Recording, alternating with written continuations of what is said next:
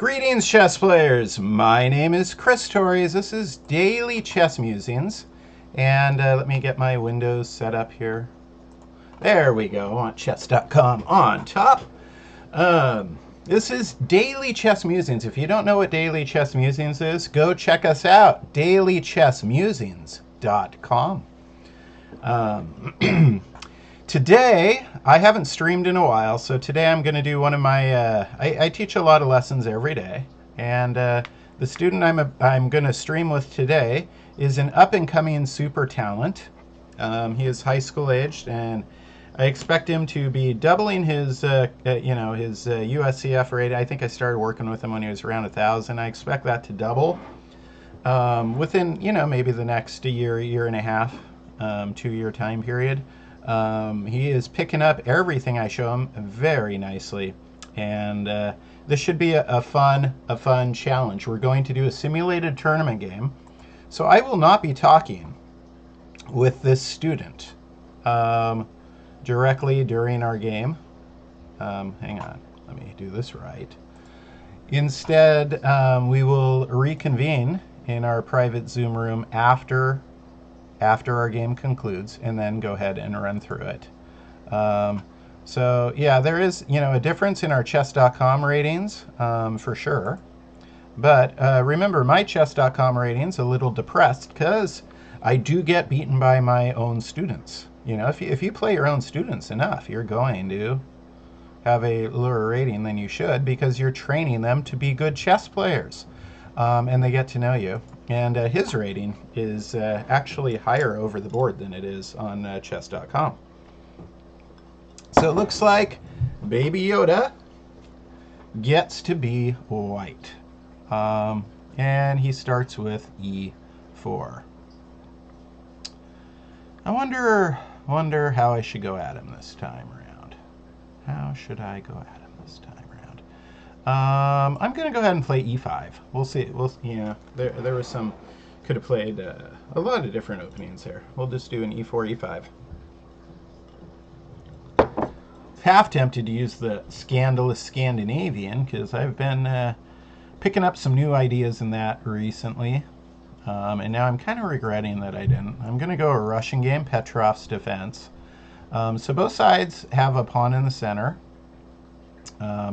If his pawn takes mine, then I push here and scare his pawn back.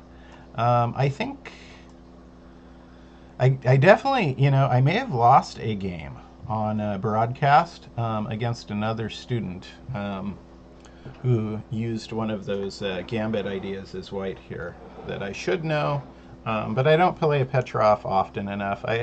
It's an easy opening to play, honestly, what is it? Fabiano Caruana has a wonderful series of lessons on the Petrov. Oh, looks like we're going to do 4 knights. So nothing scary. Each side has a pawn in the center. Each side has 2 knights. His center pawn is controlling a square on my side of the board. Remember, you don't control the square you're on. My center pawn's controlling the square on his side of the board. And now this is the Italian 4 knights, which could be a problem for this student, because I could take with a fork trick. In fact, let's go ahead and do some fork trick stuff. Fork trick stuff. This is my first lesson with this particular student in a couple weeks. I believe the last time we played, he actually beat me for the first time. So a little bit more is at stake in this broadcast as well, because as a coach, you don't want to lose, multiple times in a row to a student, obviously. It is important for coaches to play students. Most of the time, like in my next lesson, what I'm going to be doing with my next student in just about an hour, it won't be on broadcast, but I'm going to be going through her games from the North American Open that was just played in Las Vegas. So completely different style of lesson. I change it up a lot. Sometimes I'm using the demonstration board I have on my wall. Other times I'm going through particular endgame studies with my students, opening thematic games that feature a particular opening. I don't teach opening variations so much. I teach thematic games. Wow, sax on F7. All right, I'm going to quickly gobble this up. I had another student who would do this to me. I'll try and find her a game that I played against her. Yeah, this particular line. She was a super talent student about 10 years ago in Fremont, California, and there are some games on dailychessmusings.com where this exact position has occurred. So what you do here is, as black, you go ahead and get d5. So you're threatening this knight. This is not a sound opening against players who know what white's doing. I'm kind of surprised that my student played it. He must be feeling especially spicy today because normally he's not this early aggressive. So I'm expecting, a check. The knight f3, g5 check. Knight e4 to g5 is also playable, but I believe the knight f3 to g5 is a little bit better. If he checks me, then I'm going to go back to g8. And then I'm going to chase this knight back here and then take it with my bishop. This is what I'm expecting as a coffee house chess player, as a chess hustler, as a scholastic chess coach. This is not my first rodeo with the Noah Gambit. Not my first rodeo at all. Still, you have to be careful, because now my king does not have an escape route. Any sort of check like on this diagonal would be devastating to me. And certainly his queen has ways of potentially doing that. I'm going to try and make it so he doesn't have time. Again, my plan is to hit this knight on g5 with the h6 and then trade the bishop for the knight. So I take a sleeping piece and trade it for a waking piece. All right, so there's d3. Now I go ahead and play h6.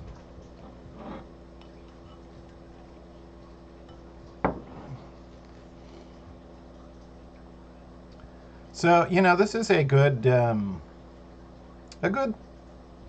maybe opening lesson in the Noah Gambit. The early bishop sacrifice on f7 to get out of the fork trick. And, maybe I'll, if there's time, I'll look at a little bit of fork trick. You can look up fork trick. Fork trick. Just type it in the search on dailychessmusings.com. You'll see a bunch of other lessons I've done on the fork trick. I have studied it a lot. I have some secrets in the fork trick too. At some point I will be sharing.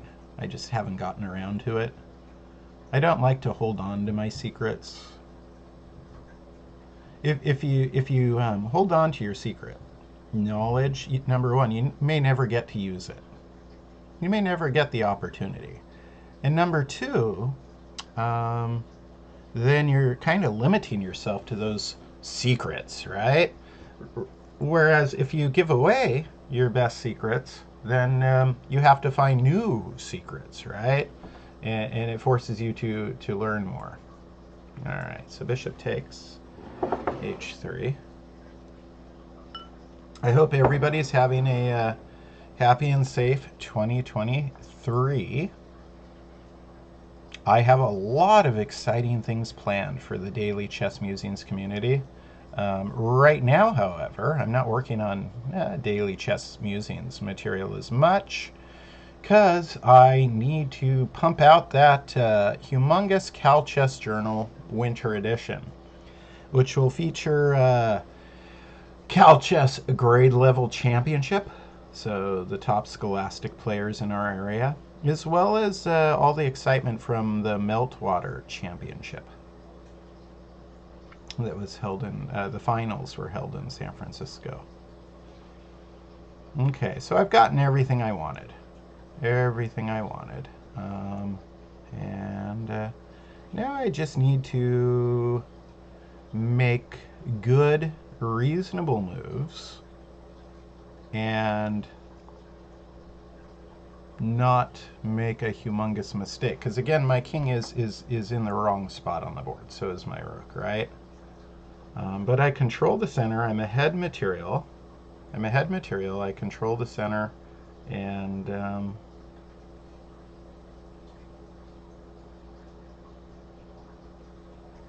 let's see.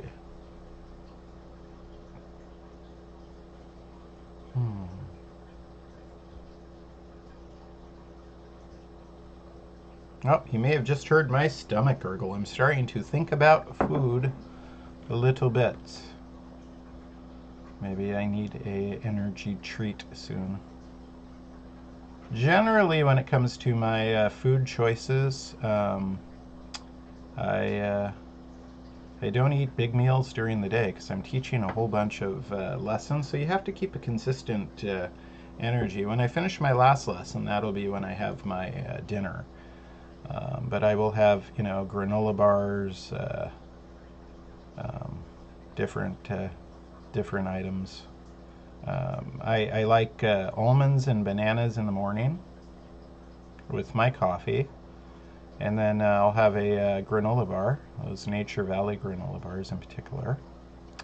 And then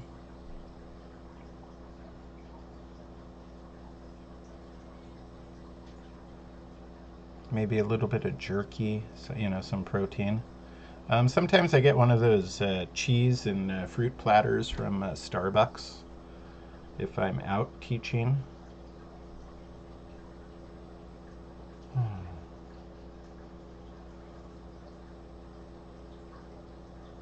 Let's see. So I could play Queen F6, seems quite reasonable.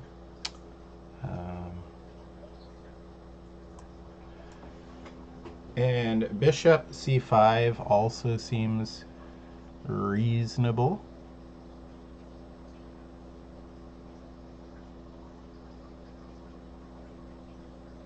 I think Bishop C5 gets another minor piece. There's something here that I almost recall, and I'm just not. I think Bishop C5 is the way to go, though. I'm going to go ahead and play Bishop C5. So I have two minor pieces developed versus one. I have two pawns in the center versus none. Neither of our kings are particularly safe.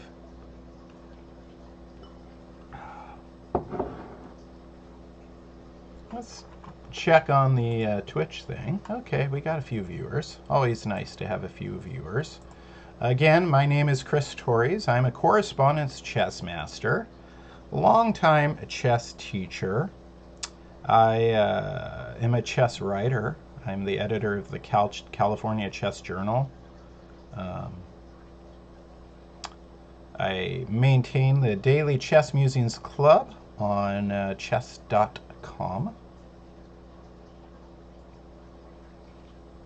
I also have a YouTube channel, same name, Daily Chess Musings. It's worth checking out. I'm putting up a bunch of YouTube shorts. I maybe misspoke a moment ago when I said I wasn't working as much on Daily Chess Musings material. So I have this project for 2023 that I'm working on, and that is I'm going to put up 100 endgame shorts in this year. That is my goal, and I've started that process, and I'm going to be doing it kind of with my systematic approach that I've used with so many students over the years. And all right, so there are two attackers now on my center pawn, so I'm going to move my queen up and over and give a second defender.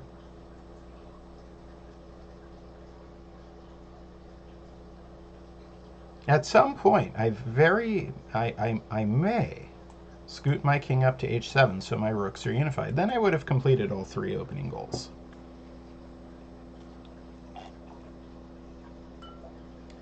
For those of you new to the channel, my three opening goals I broke down from the 10 opening rules, the famous 10 opening rules.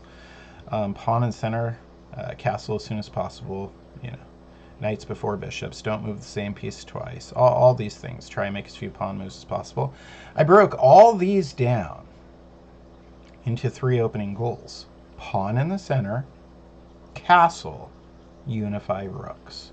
Unifying means making it so that they can see each other. This is a perfect time to unify, by the way. A perfect time, because I don't like that his rook is in the same file as my king. He does not have a light bishop, nor does he have the ability to really attack me too much. I mean, yes, his knight could go there, but it is a guarded square, guarded by a pawn. So I'm going to play king to h7. And now I have all 3 goals completed. Pawn in center. I guess I've not castled, but I castled by hand, right? This is what this is called. So I got my king into the corner area of the board behind a pawn shield, and now my rooks have free reign in the back. They are unified.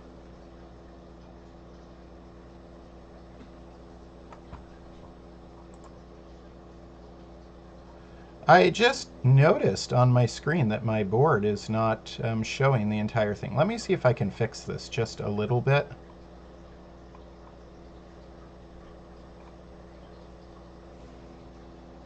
Let me see if I can do this. Yeah. So I go like this, and then I'm gonna try and drag. There we go. See that? I know what I'm doing. I know what I'm doing in chess. Streaming. I wasn't born yesterday. Look at me. Professional. I fixed it, ladies and gentlemen. I'm getting pretty good at what I do. All right. Okay, so I'm thinking that my student is going to castle queenside very soon. I haven't touched the A rook yet. You know, if I was using like a pure Morphy method, it would be time to move. The only piece... Actually, I haven't touched 2 pieces because I didn't castle. That's right.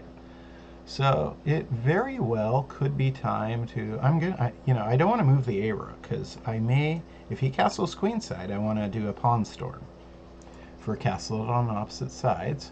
So the question is, with my H rook, more pressure in the center? I think so. I think form a battery. Coordinate things. So there I go. So my rooks are coordinated with each other. My rook and queen are coordinated together. That's very nice. And obviously, since I control the center, I could break it open when... Oops, let me erase some of these arrows.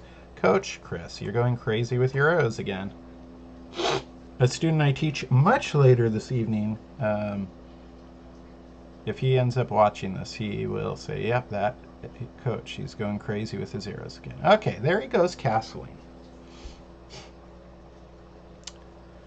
Let us see.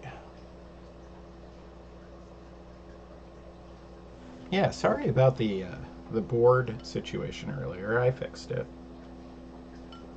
Sipping my homemade coffee out of my usual glass. It is still coffee o'clock. Later on it will be tea o'clock. But right now it is coffee o'clock. Should I start my pawn storm now? It actually gives my rook more scope, right?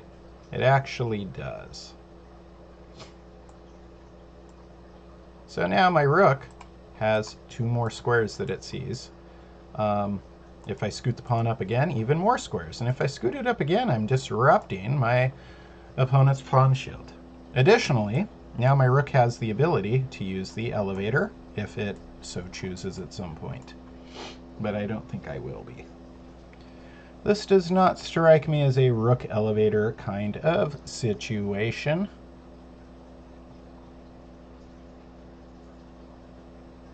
I am considering...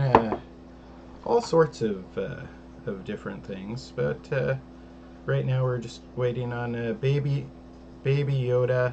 Um, baby Yoda.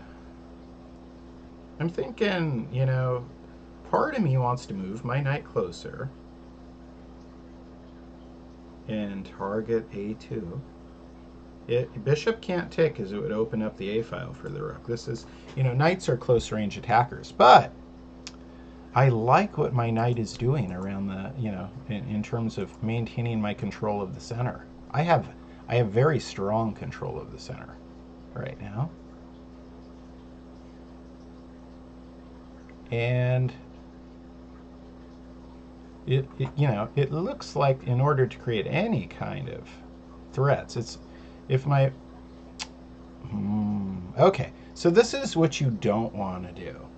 When your opponent starts a pawn storm against you, you don't want to scoot these pawns forward toward the oncoming pawns because you're subtracting the amount of moves it takes your opponent to disrupt you.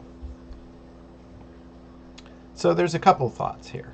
First of all, I could do one of these things. The bishop takes, the queen takes, check. And it looks rather tasty because I have, after the check, and then the king goes here, I've got the knight. And then if he can't do any, yeah. So I'm really leaning toward that now. Let me look at my checks, captures, and threats one more time while I look at that. So I'm thinking of sacking my bishop on a3. This is where you want to be careful and analyze your checks, captures, and threats.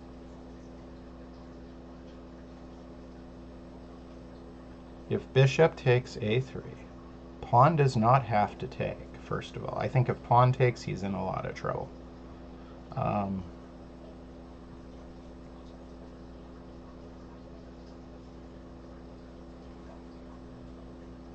It looks like I'm just going to be kind of straight up winning because I win a pawn. If pawn takes back, I get queen says check. The king then needs to move, and then my knight comes in, supported by a pawn. If bishop takes knight to stop checkmate, pawn comes back, and then my rook and queen are coordinated, threatening checkmate again. So we're going with it. I did my double checks.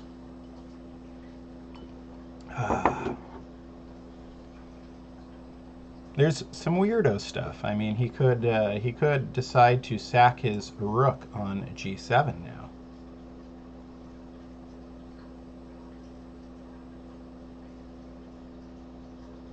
In which case I would take with my king, because if I take with my queen, then it's not coordinated with the bishop anymore.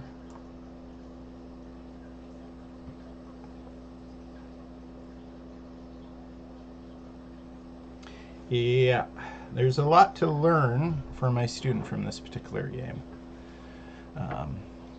I don't think it'll be taking our whole, we had a private lesson scheduled for an hour. I don't think this is going to take the whole hour. So I'll be able to reconvene with him and look at the key points. Number 1, don't let your opponent do the fork trick. Number 2, getting out of the fork trick by sacking your bishop on f7 doesn't work against a prepared opponent. Number 3, when your opponent's starting a pawn storm, try not to scoot your pawns forward to defend against it, because it's doing the exact opposite. It's helping them disrupt your pawns sooner.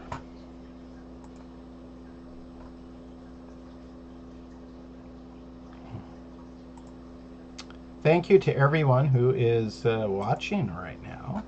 It's always nice to not be lonely when I do these kinds of broadcasts. And yes, my chessboard still looks good.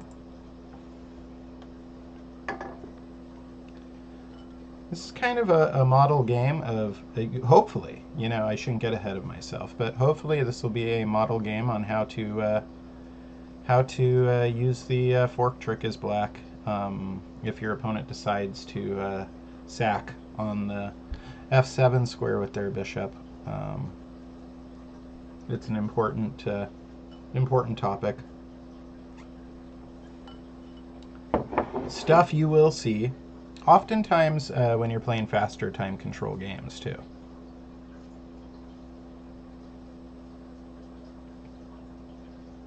I've gotten everything I want from this game. Everything. Um, I got control of the center with the fork trick. I've gotten my pieces to nice squares where they are useful. And I've not only am controlling the center, but I've launched a dangerous attack on the wing. My opponent does not have a lot of counterplay chances. My king is relatively safe here. There are two pieces that can deliver a check, but neither of them look very good doing it.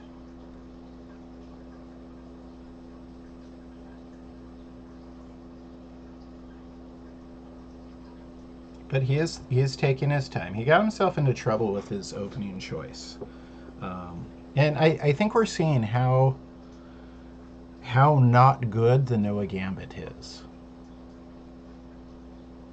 This has been a relatively easy position for me up until this point. It'll be interesting to see, the chess.com accuracy score. Of course, there's a lot of good tools on chess.com. While we're waiting for Baby Yoda to make the next move, let me talk about our club on chess.com. We've got over 2,000 members in our club on chess.com, the Daily Chess Musings Chess Club. It is free to join. The dailychessmusings.com. All the lessons are up there for free. The YouTube channel, same thing. I run free tournaments and events with prizes. I also do offer some tournaments that are rated and have maybe bigger prizes for a small fee. But there is plenty. It is I took the daily, I took my chessmusings.wordpress.com and upgraded it big time during the early stages of the pandemic. We were all on lockdown. Okay, so he does not take. And in fact, he's stopping my knight from coming forward. So I did win one pawn, but I don't have a follow-up with the knight anymore. So I think I'm going to bring my bishop back. So the one pawn costs me 2 tempo. I don't like that. But now this pawn can scoot forward and scoot forward again and be humongous threat. The pawn plus the rook becomes more threatening as that process unfolds. And again, I kind of have big time control over the board. My opponent does not have a light squared bishop, and my king is on a light square. It's going okay. I'm glad you were able to catch our stream as well. Thanks for checking in, MeanXFace. Let me recap what's happened so far. So I am playing a training game against a student. Things started, it could have went Petrov right here. Coulda, shoulda, maybe. But went 4 knights. And then, I don't know why that's highlighted. Let's turn that off. And then this, in the 4 knights, your bishop's supposed to come to b5 so that you don't have this fork trick. The fork trick is knight takes. It looks surprising, but if knight takes back, then you get the center with a fork. That's why it's called the fork trick. But he sacks, which is the Noah Gambit. My holidays were good. How are yours? And then I take with my king. He takes the other pawn with his knight. But now I get the center anyways. And this Knight needs to move. And he uses this knight to check me. Sometimes I think it's better to go with the other knight, maybe. Up, he made a move.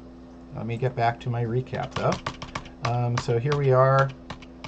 And then I talked about how I was going to immediately chase this knight away with the h-pawn and then use my bishop to trade. So here it goes. Sleeping piece trades for active piece. Get my minor piece developed. Get my queen supporting the center pawn.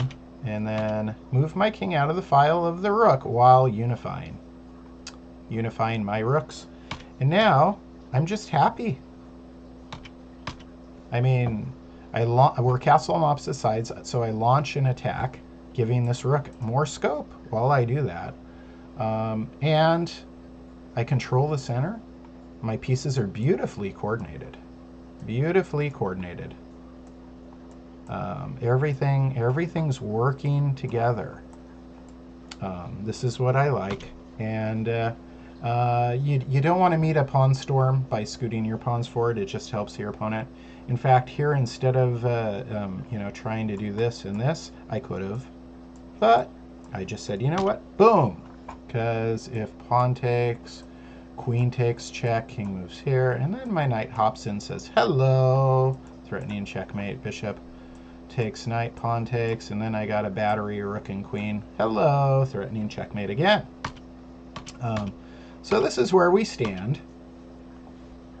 And now I need to think. I've got good control. Good control indeed. Yeah, my holidays were good. I had a lot of yummy holiday treats, cookies, and such. Although my eldest daughter never did bake her Christmas cookies, but it's not too late. I mean, you can have snowman cookies after. There's plenty of snow. It's wintertime, right? Not where I live, but there's plenty of snow. She can still make the cookies.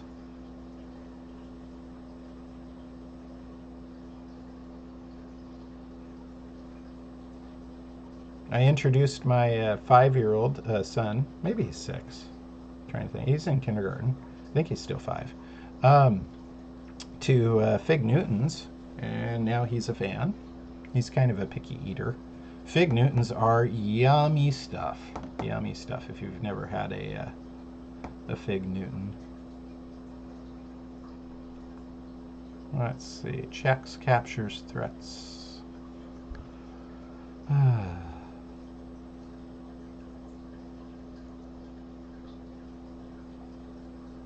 Back to the job at hand. I mean, I'm looking for a combination right now. Does it exist, though? I don't think it quite does. I don't think it quite does. So I think what I want to do is scoot the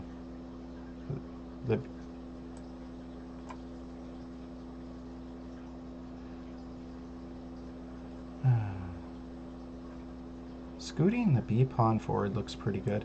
Moving my queen to f6 also looks pretty good, because then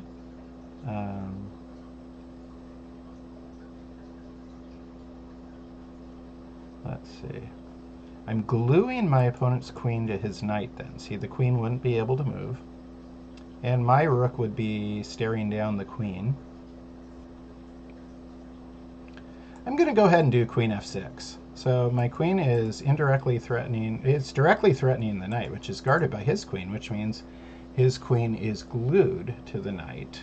The 6th rank is an open rank, so my queen could slide over. Remember, open files, open ranks, we don't talk about pieces in those because pieces move in and out. My normal brute force, this is a little bit more nuanced. My normal brute force method would have been scooting this forward. That's just, brute force. I'm going with a more nuanced approach, as this is a lesson game. Immediately following this particular student lesson, then I'm going to be going over, 7 games from the North American Open played in Las Vegas by another one of my students. And then a final lesson of the evening after that.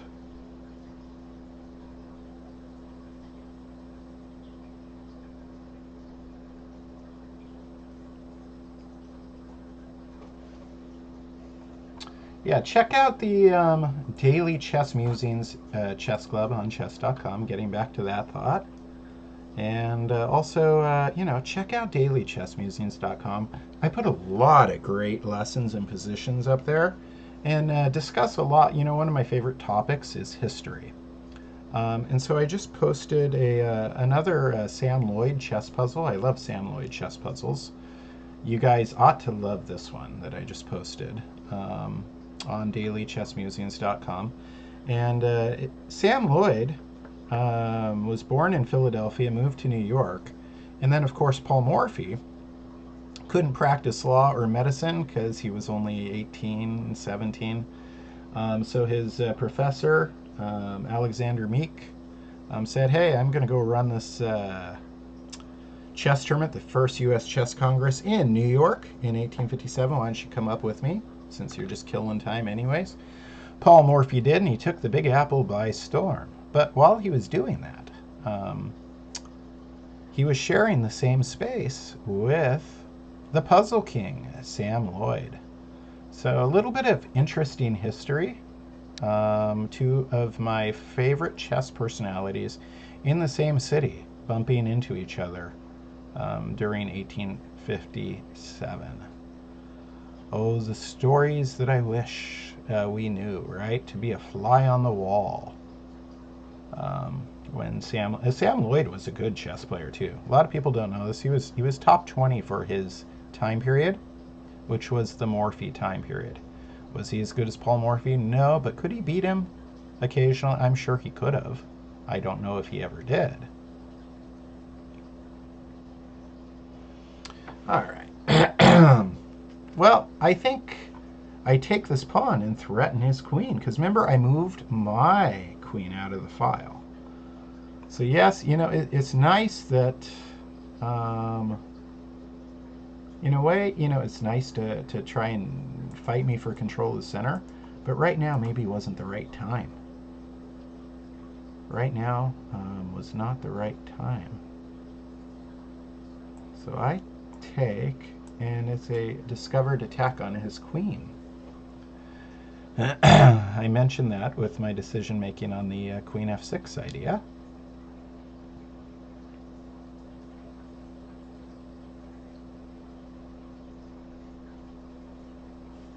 So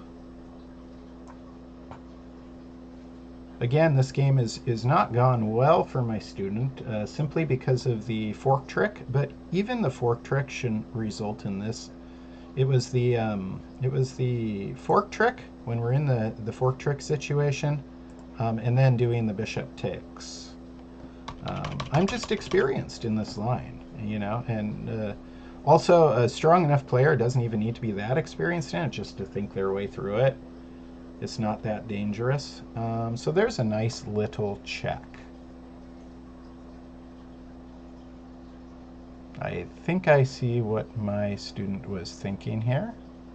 Nice little check indeed. So finally there's a threat to my king. I need to blow my nose momentarily. While I examine the checks, captures, and threats, obviously there's a check on the board,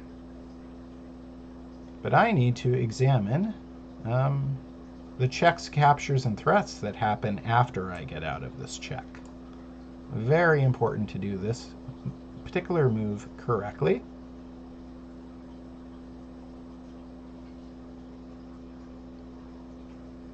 Take your time.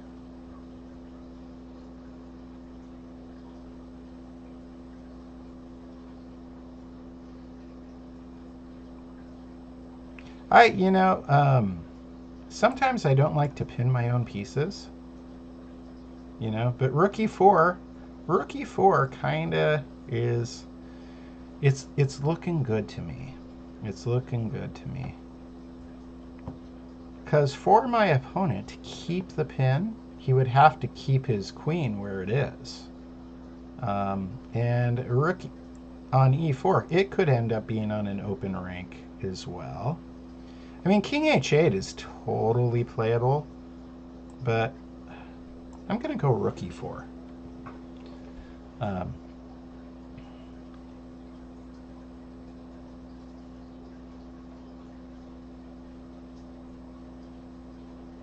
Let's see. So his queen is pinning my rook. To pin the rook, it has to stay here. And to defend the knight, it has to stay there. So before I played rook e4, I was deeply examining all, the piece sacrifices with check because, again, checks, captures, threats. You got to run through this. Otherwise, your opponent can find one of those incredible moves, right? And that's how you find the incredible moves yourself.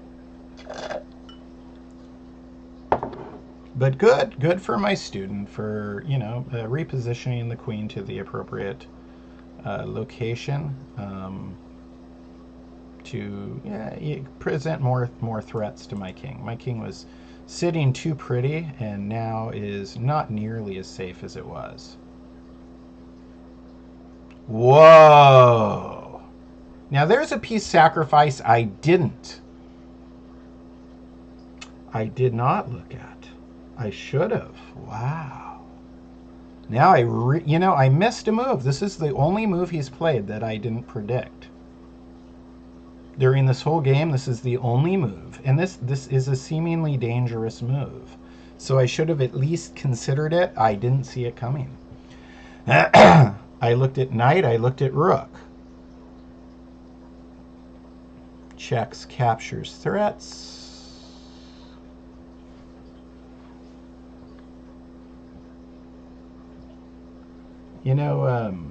Taking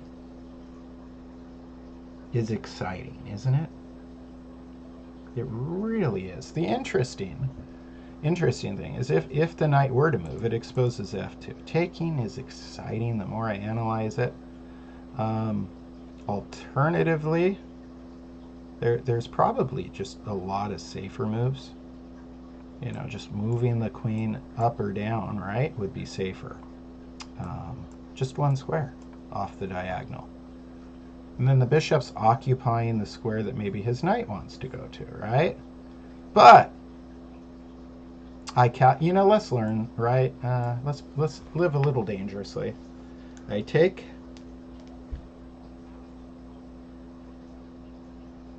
I'm expecting a knight check. And there it is, the knight check. And then just got to watch out for, certain follow-up checks, right? And king g8 seems to be the safest square. So I think this is where I go.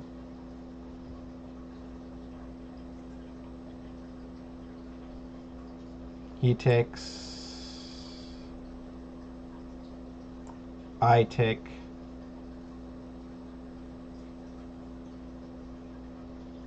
Did I miss something obvious there? Did I miss something obvious?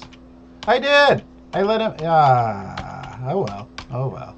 It's all right, it's okay. It's all part of the plan, right? It's all part of the plan.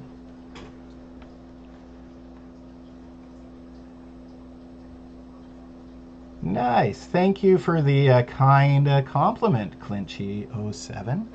Spassky, one of my heroes.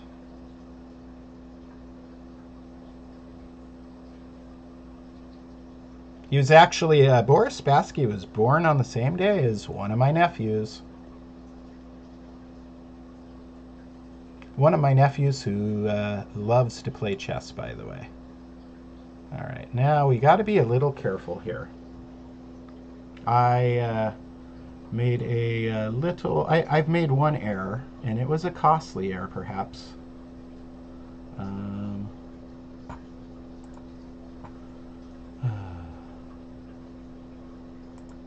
I'm famous. You jump from 4 viewers to 1.5. Whoa, I am famous. All of a sudden, I'm famous. Goodness gracious. Well, see, you guys came and watched, and you saw me get myself into a little bit of trouble. Like I said, there were much safer ways of dealing with the situation. But on the other hand, safety isn't going to get you all the viewers.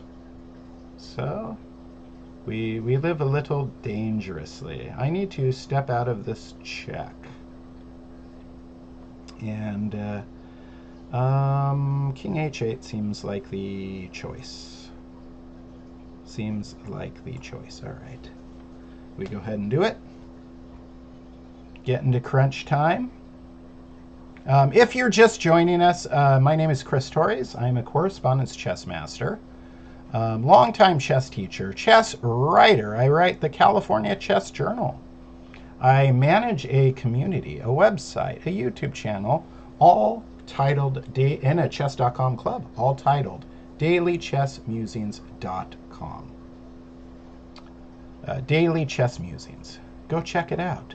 dailychessmusings.com. Daily Chess Musings on YouTube. Daily Chess Musings on Twitch. Yeah. Magnus just lost to an en passant. Whoa. You know.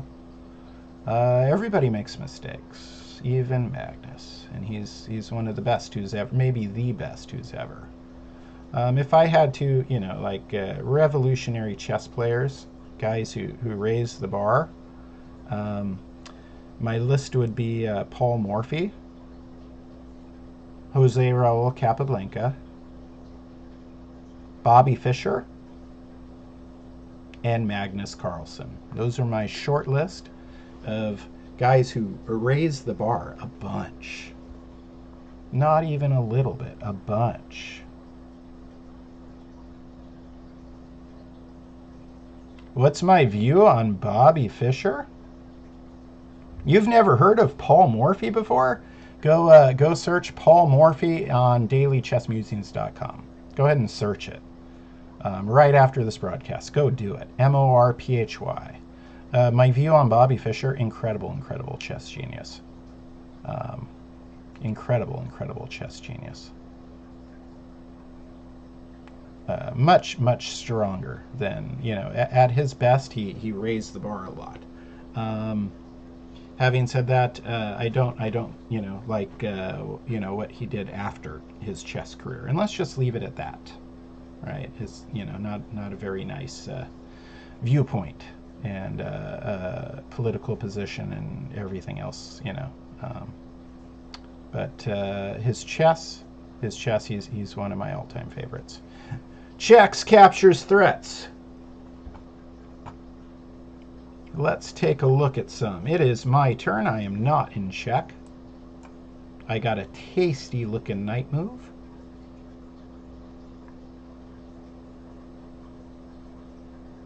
That is a check. It immediately gets me the initiative. From that.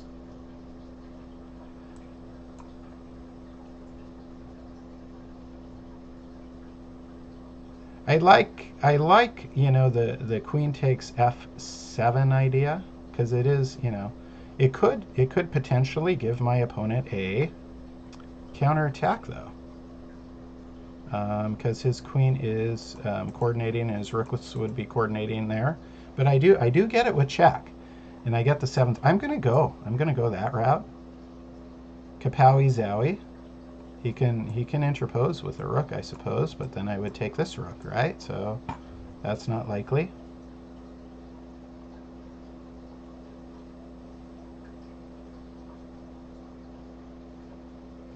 Clinchy, are you talking about Bobby Fischer?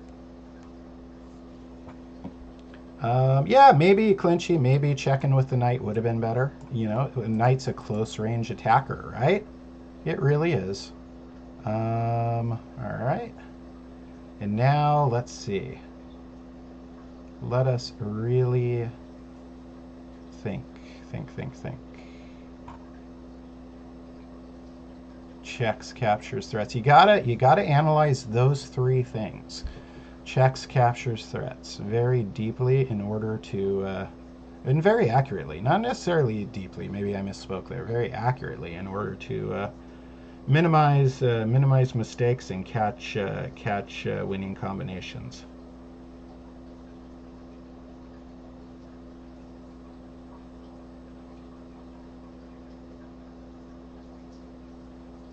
So I'm doing that right now.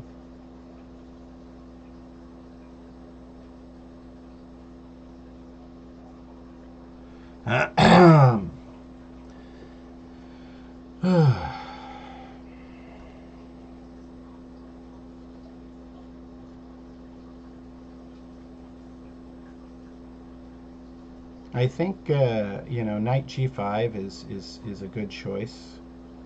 My knight's in a very powerful spot on g5. I think it's a solid choice. Going with it. Knight g5 it is. Hopefully I don't make more mistakes. I kind of feel you can kind of feel when your brain isn't as sharp. And I've done a long day of chess already, and I kind of feel my brain losing its sharpness right at the wrong time, right?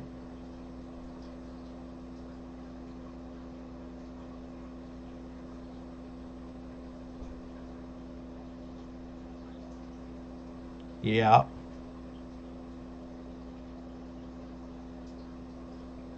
I see what you're saying there, Clinchy. Um, takes.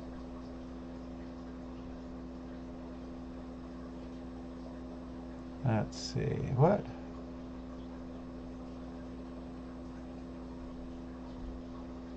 But knight f5, it could get there. I mean, right? It takes two moves. Now here's a significant threat. This, like I said, my student is pretty good, and this is getting pretty wild now. I'm starting to see that I did take unnecessary risks, but I wanted to be exciting because I am on broadcast. All right. So he is threatening checkmate. That is checkmate because he's controlling g1. So I need to guard against checkmate.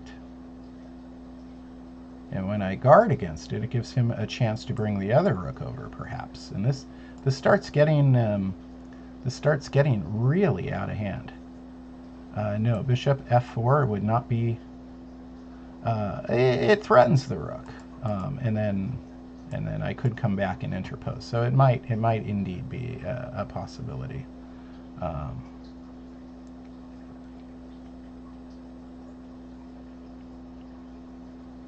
Again, I'm analyzing all the checks, captures, and threats. This is getting pretty spicy. Pretty spicy indeed. I'm going to go with the bishop f4 move. So I'm thinking the rook h5, and then the bishop to h6 blocks it. Bringing the queen back would have not been as good because then he can stack his rooks down here. So this way is a little bit more active and should have the effect of not giving him coordinated rooks. Also, my bishop's pretty good on this diagonal, right? It's influencing a square next to the king. I'm already influencing this square.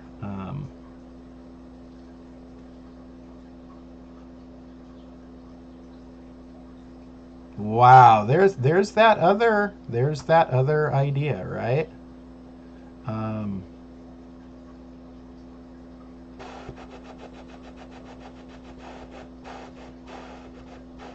All right, now I think queen h4 might be the thing. Let me really think here. I got to be careful. I got to be very, very careful here.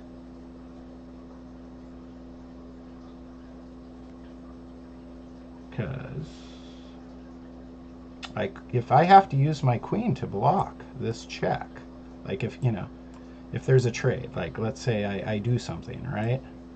And then there's a trade here, and I take back, then he can go here, and then I have to use my queen to block the checkmate. So I'm looking at my checks, captures, threats. Very hard. Looking at my checks, captures, and threats. Very hard.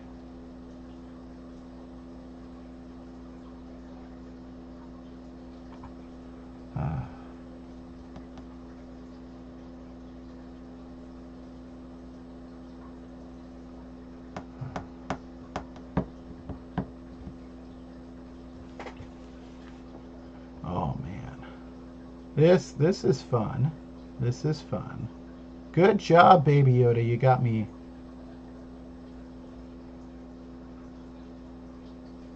Ha! If I win it with C3, you're gonna sub. Well, I hope you end up subbing regardless. All right. So as long as let me really think here. Queen to nope, no fork. Knight, still no fork. Shoot. I'm trying to get the tasty tactics, right? The winning combination just to blow this out of the water, and I'm not getting it. So frustrating when that happens.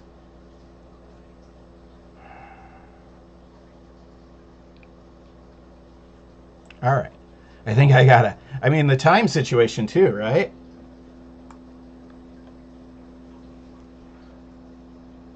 All right. Okay.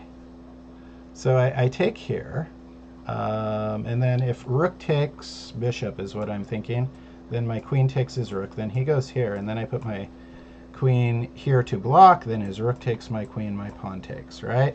Then I have a knight and rook versus queen endgame, which is not what I hoped for, but you know, I did exciting stuff.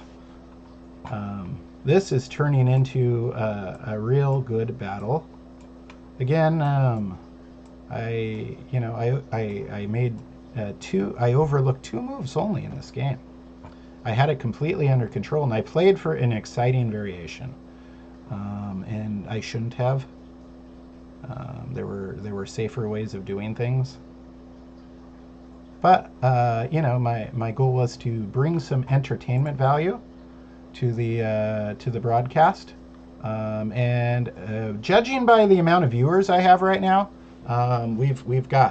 we've accomplished that. I mean, you know, 2,000 viewers. By the way, my name is Chris Torres. I'm a correspondence chess master, longtime chess teacher. I'm playing one of my top students right now. He's much stronger than his rating on here would suggest. And what? Oh wait, what? What is he doing now? How bizarre! All right.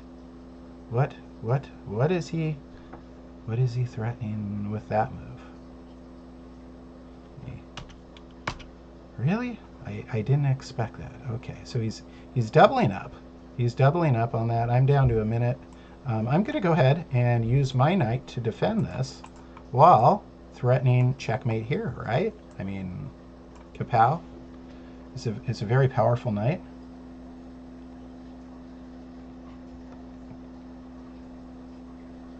I think he missed his best move there, and he's played, you know, good chess just to get himself here. But oh wait, no. His best move, in my opinion, was this. Then I take, and then he goes there, and then I block, and then he takes, and I take, and we got a knight rook endgame, right? That was maybe the way to go. We are not playing with an increment. I enjoy increment chess, by the way. 15 and 10 would be my favorite time control.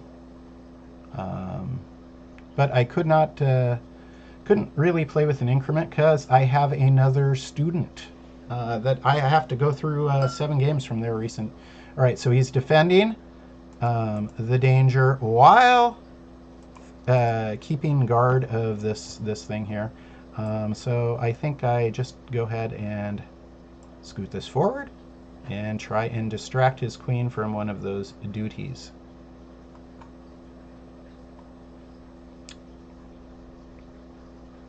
Okay, this was a good move on his part. And now my rook needs a safe location. Let's see. It's too bad. It's too bad this pawn's still in the way. Otherwise, I could do something cool right now, and I can't, and that bugs me. But he's no longer threatening this. All right, so down to a minute. Let's see. Where do I want to move my rook to? Someplace that will be good in the future, but also guarding the 8th rank. Oh man, I'm gonna go here.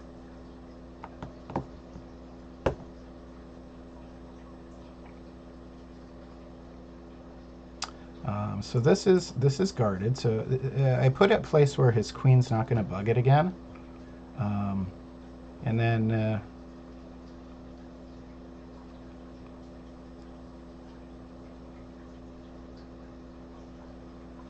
Okay, and then let's see. How do I get the checkmate in here? I'm thinking up.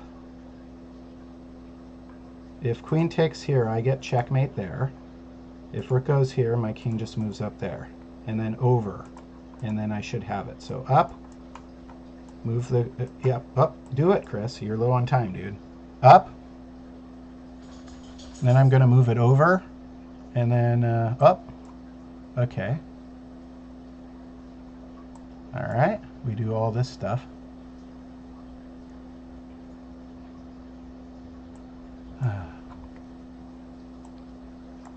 And now I'm threatening checkmate.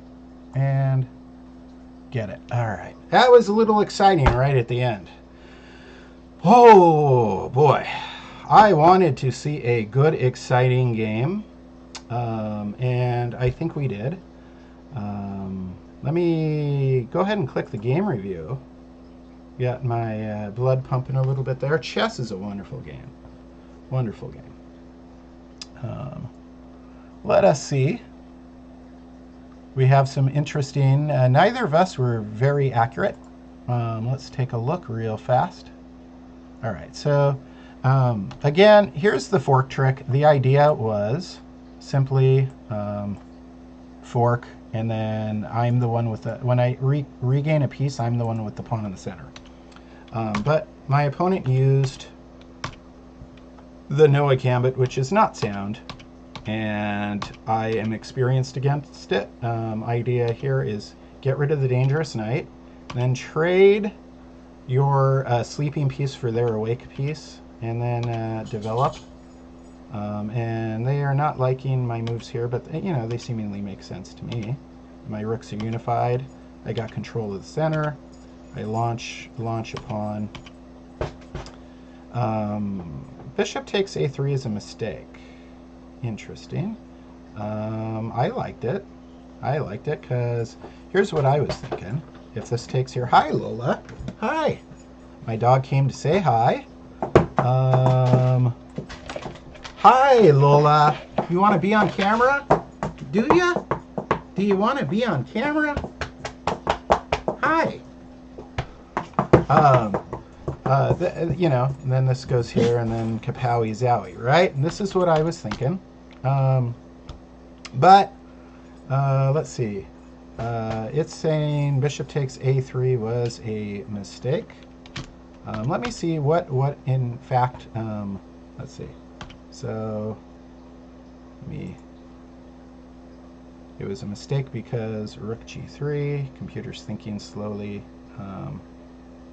Yeah, I said he didn't have to take back, right? And then he can stack and attack. I did talk about this. That's right. Okay. So, I mean, you can go back in the thing.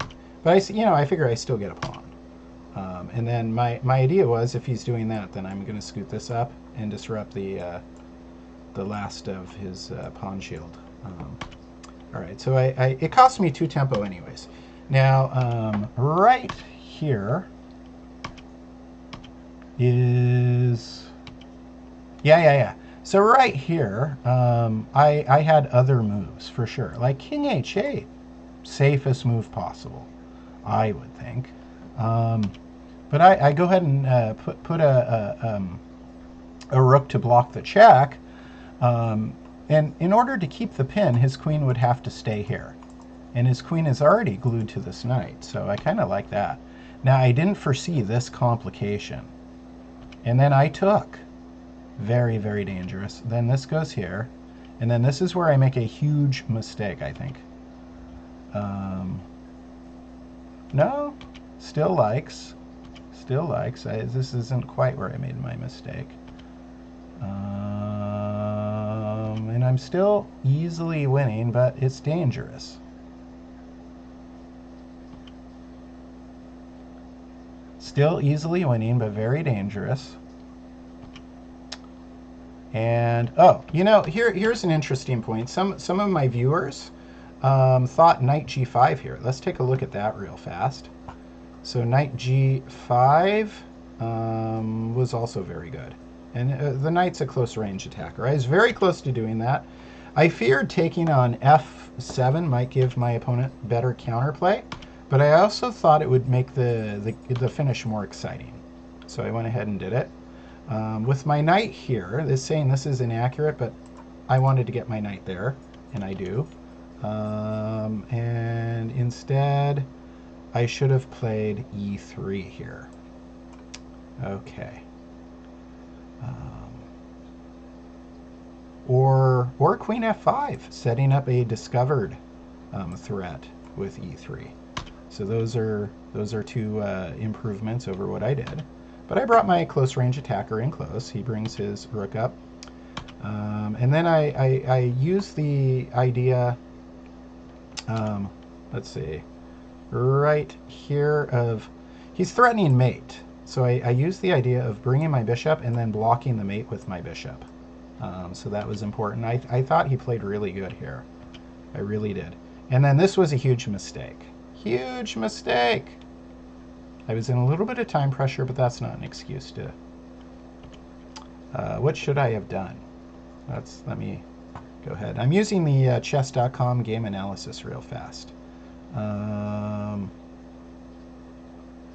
I do have another lesson that I need to go to, but I'm going to finish this up real fast.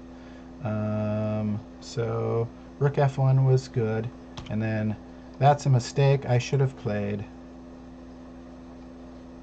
let's see, queen d2 was best. So putting my queen on d2 is far better, and let's take a look at that real fast. Threatening this rook twice, why not, right? And then, I mean, what are they gonna? Yeah, it is much better, for sure.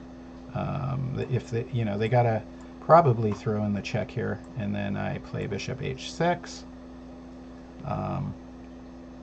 and my rook and queen are coordinated. My knight's hanging out in the right spot, and then my rook can join the party. All right, so getting back, let's just finish. I made a huge mistake, but then my opponent followed with a mistake of his own. Knight coming in, kapow, kapow, kapow, right? I talked about how it's defending and threatening.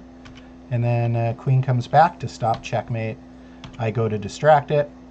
And then this was a good move. And then my idea here is to move the rook up and then over. The queen cannot leave the b file, otherwise I just get checkmate. So I move it up, and that was a blunder. That was a blunder.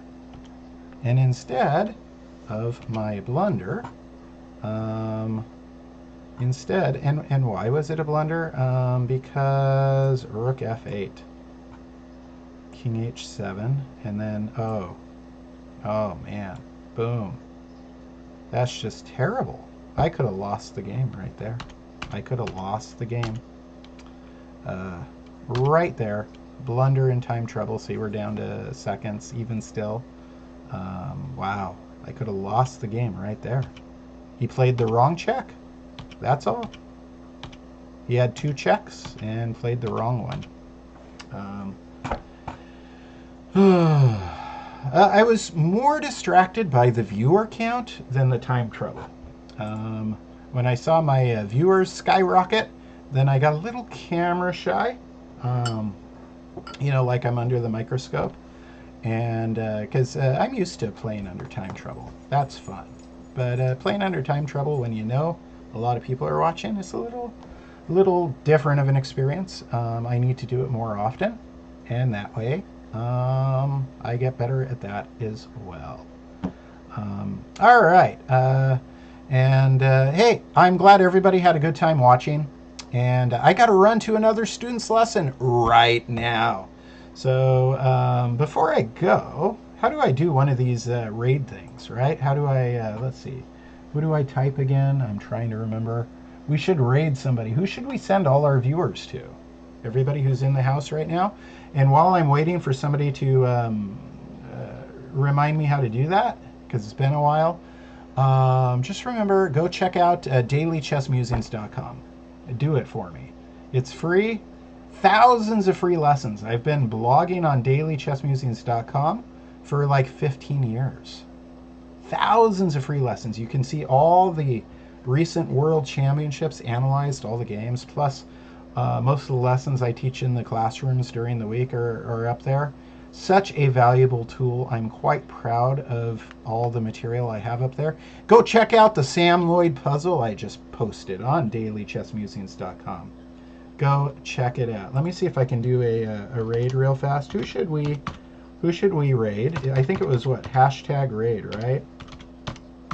And who should I do it? /raid and then channel. What channel should I do? Do I need to put the channel in brackets?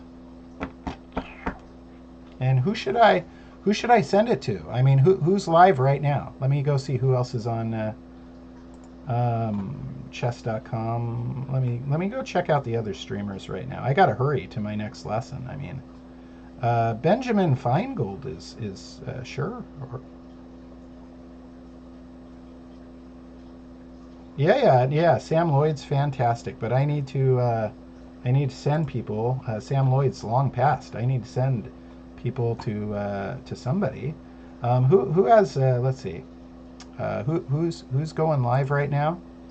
I don't want to mess this up. Any suggestions? Otherwise, I just got to end without rating. So maybe somebody tell me who I should send it to. Got a lot of viewers. Let's raid somebody else's channel. 5 Hunter Wiz. All right, there we go. Thank you. HUNTERWHIZ.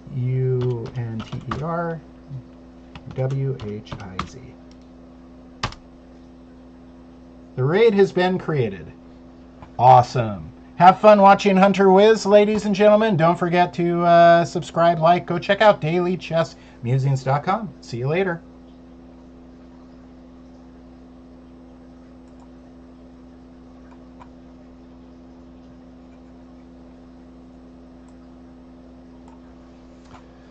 Okay, let me end stream.